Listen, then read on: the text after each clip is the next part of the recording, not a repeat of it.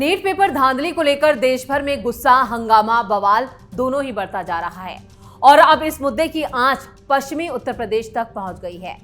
देवबंद में पुलिस ने बड़ी कार्रवाई करते हुए कई विपक्षी नेताओं को उनके घरों में नजरबंद कर दिया और इसी कड़ी में कई मौलानाओं के घर के बाहर पहरा बिठा दिया गया है।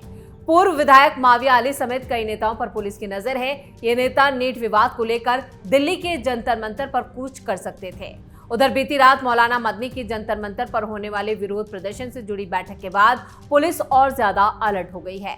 देवबंद में जगह जगह निगरानी बढ़ा दी गई है और पुलिस किसी भी तरह के प्रदर्शन या दिल्ली कूच को रोकने की तैयारी में है। सवाल यह है कि नीट परीक्षा में धांधली के आरोपों पर विपक्ष का आंदोलन अब कितना बड़ा रूप लेगा। क्या देवबंद से उठी आवाज दिल्ली तक पहुंचेगी और क्या योगी सरकार की सख्ती से इस आंदोलन को रोका जा सकेगा? और सबसे बड़ा सवाल यह है, क्या मौलाना मदनी इस आंदोलन में इनडायरेक्टली शामिल हैं? इन सवालों का जवाब हम देंगे यूपी के मुसलमान में। नमस्कार, मैं हूं परवीन शेख और आप देख रहे हैं यूपी का मुसलमान।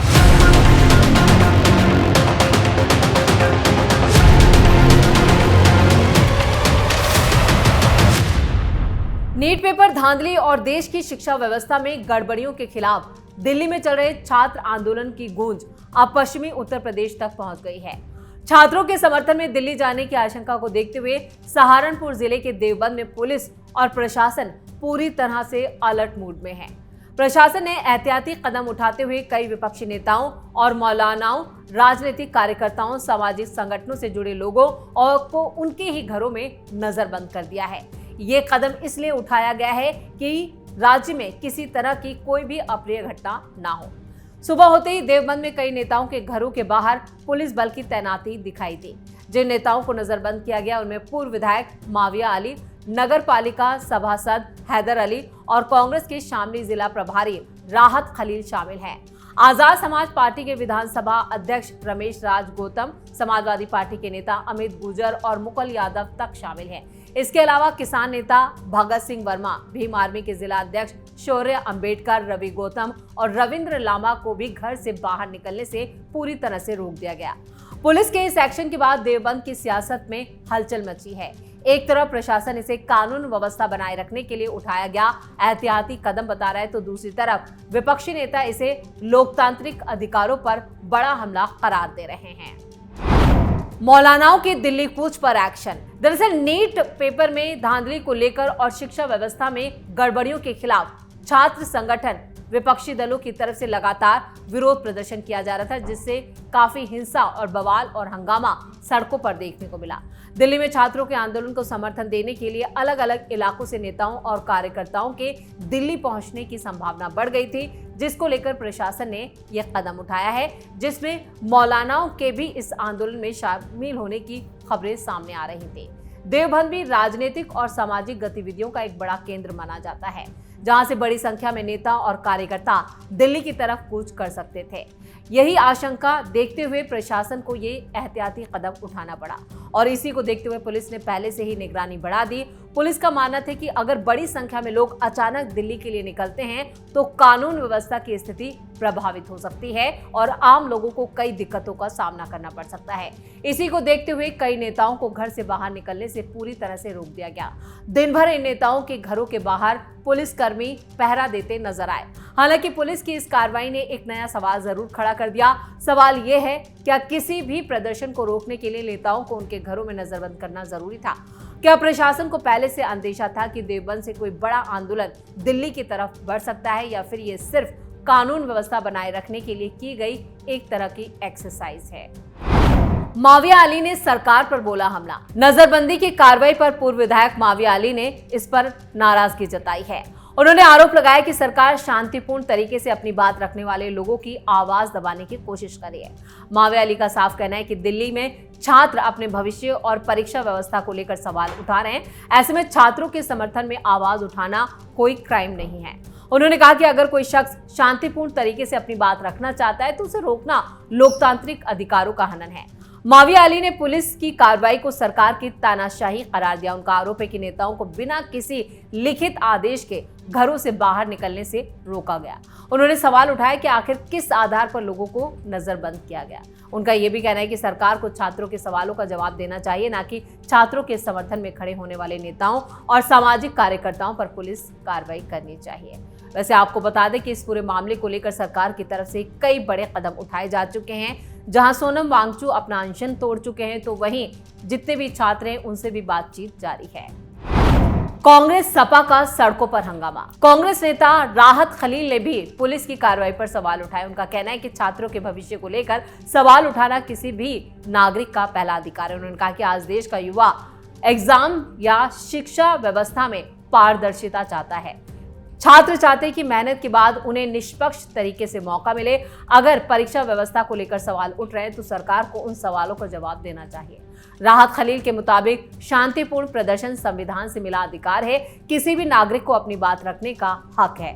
उन्होंने ये भी कहा कि बल प्रयोग या पुलिस कार्रवाई के जरिए लोगों की आवाज को दबाया नहीं जा सकता। कांग्रेस नेता ने कहा कि अगर सरकार को लगता है कि किसी विरोध प्रदर्शन से कानून व्यवस्था बिगड़ सकती है तो प्रशासन को बातचीत का रास्ता अपनाना चाहिए। नेताओं को घरों में बंद करना किसी समस्या का समाधान नहीं है। भीम आर्मी और किसान नेताओं पर नजर। इस पूरे मामले में सिर्फ राजनीतिक दलों से जुड़े नेताओं पर ही पुलिस की नजर नहीं है, बल्कि सामाजिक संगठनों और कई मदरसों और मस्जिदों के इमामों पर भी नजर है। किसान नेताओं को भी घर से बाहर निकलने से रोका गया। भीम आर्मी के जिला अध्यक्ष शौर्य अंबेडकर समेत कई कार्यकर्ताओं को पश्चिमी यूपी में नजरबंद कर दिया गया। किसान नेता भगत सिंह वर्मा और दूसरे सामाजिक कार्यकर्ताओं पर भी पुलिस की निगरानी है।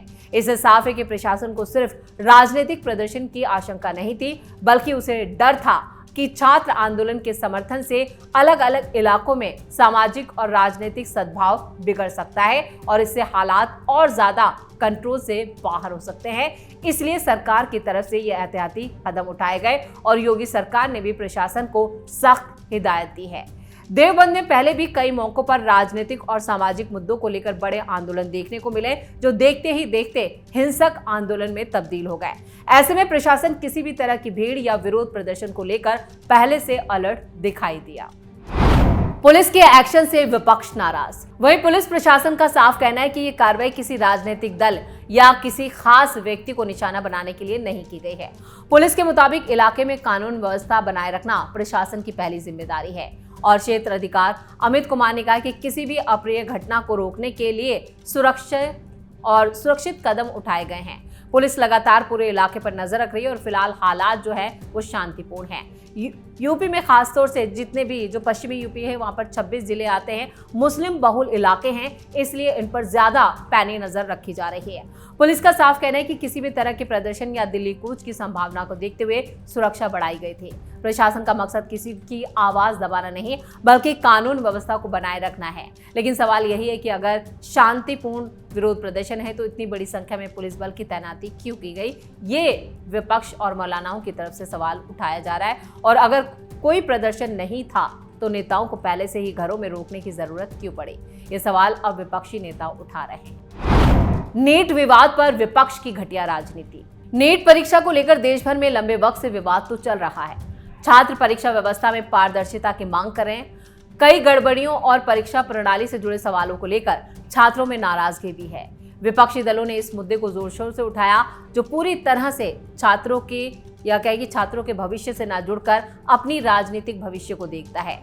विपक्ष का आरोप है कि छात्रों के भविष्य से जुड़े इतने बड़े मुद्दे पर सरकार को गंभीरता से जवाब देना चाहिए। सरकार और प्रशासन का साफ कहना है कि कानून व्यवस्था को किसी भी कीमत पर बिगड़ने नहीं दिया जाएगा। अब देवबंद की घटना ने इस विवाद को एक नया राजनीतिक मोड़ दे दिया और एक तरफ छात्र आंदोलन तो दूसरी तरफ विपक्षी नेताओं का समर्थन, तीसरी तरफ प्रशासन की सख्ती। ऐसे में यह सवाल उठना स्वाभाविक है कि नीट विवाद अब सिर्फ परीक्षा या शिक्षा व्यवस्था का मुद्दा रह गया है या फिर ये बड़े राजनीतिक आंदोलन या विपक्ष की घटिया राजनीति की तरफ इशारा कर रहा है। और खासतौर से जिस तरह से अखिलेश यादव और कांग्रेसी सड़कों पर हंगामा कर रहे हैं, उससे साफ हो जाता है कि ये लोग अपनी बची कुची राजनीतिक जमीन बचाने की कवायद में जुट गए हैं, जिसके लिए इन्होंने छात्रों का सहारा लिया है। मौलाना मदनी की बैठक के बाद सीएम योगी का एक्शन। बीती रात मौलाना मदनी की जंतर मंतर पर जो विरोध प्रदर्शन है उसको लेकर एक बैठक भी हुई थी। इस बैठक के बाद प्रशासन और ज्यादा अलर्ट हो गया। दिल्ली में होने वाले किसी भी विरोध प्रदर्शन में देवबंद और आसपास के इलाकों से बड़ी संख्या में लोगों के शामिल होने की संभावना को देखते हुए पुलिस ने निगरानी बढ़ा दी। यही वजह है कि सुबह से ही कई नेताओं के घरों के बाहर पुलिस बल तैनात रहा। पुलिस की गाड़ियां लगातार इलाके में घूमती रहीं। नेताओं की गतिविधियों पर नजर रखी गई, उनके फोन कॉल ट्रेस किए गए, सीसीटीवी कैमरा लगाए गए। प्रशासन को आशंका थी कि अगर किसी भी बड़ी संख्या में नेता और कार्यकर्ता दिल्ली की तरफ रवाना होते हैं तो हालात को कंट्रोल करना मुश्किल हो जाएगा। हालांकि विपक्षी नेताओं का कहना है कि सरकार को विरोध से डर लग रहा है। उनका कहना है कि अगर सरकार अपने काम को लेकर आश्वस्त है तो उसे शांतिपूर्ण प्रदर्शन से डरने की जरूरत नहीं होनी चाहिए। क्या देवबंद पर सख्ती के बाद आंदोलन रुकेगा? फिलहाल देवबंद में हालात तो शांत हैं। पुलिस लगातार निगरानी भी कर रही है। जिन नेताओं को घरों में नजरबंद किया गया है वो इस कार्रवाई का विरोध भी कर रहे हैं। विपक्ष इसे लोकतांत्रिक अधिकारों का हनन बता रहा है, जबकि पुलिस इसे कानून व्यवस्था बनाए रखने के लिए उठाया गया एहतियाती कदम बता रही है। लेकिन इतना साफ है कि नीट विवाद अब सिर्फ परीक्षा केंद्रों तक सीमित नहीं है। ये मुद्दा छात्रों से निकलकर सड़कों तक पहुंच चुका है और अब धीरे धीरे राजनीति के केंद्र में है। देवबंद में पुलिस की कार्रवाई ने इस सवाल को और बड़ा कर दिया कि जब युवा अपने भविष्य को लेकर सवाल पूछे तो क्या उसका जवाब पुलिस की पहरेदारी से होगा या फिर सरकार उन सवालों का जवाब देगी, क्योंकि छात्रों के सवाल अभी भी बाकी है। विपक्ष की आवाज भी जारी है और देवबंद से दिल्ली तक इस मुद्दे की सियासत जो है वो लगातार गर्माती जा रही है और अब इसमें मौलानाओं का शामिल होना कहीं ना कहीं एक बड़ी साजिश की तरफ इशारा भी कर रहा है। इसी के साथ यूपी का मुसलमान में इतना ही। वीडियो कैसा लगा कमेंट करके अपनी राय जरूर दें। वीडियो को लाइक करें, शेयर करें और कैपिटल टीवी को सब्सक्राइब जरूर करें। धन्यवाद।